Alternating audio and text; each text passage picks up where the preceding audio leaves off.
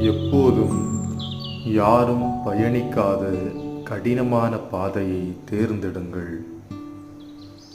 அப்பாதையில் யாருமே போட்டிக்கு வரமாட்டார்கள். அதில் கிடைக்கும் அனுபவம் வெற்றியும் உங்களுக்கு நிறைவை தரும். சுலபமான பாதை நிரந்தரமற்றது, ரகசியத்தை தராது. ஆனால் கடினமான பாதை சுவாரஸ்யத்தை கொடுக்கும், நிறைவான அமைதியையும் வாழ்வையும் கொடுக்கும். சிந்திப்போம், இவ்விரண்டில் நாம் எதை தேர்ந்தெடுக்கப் போகிறோம்?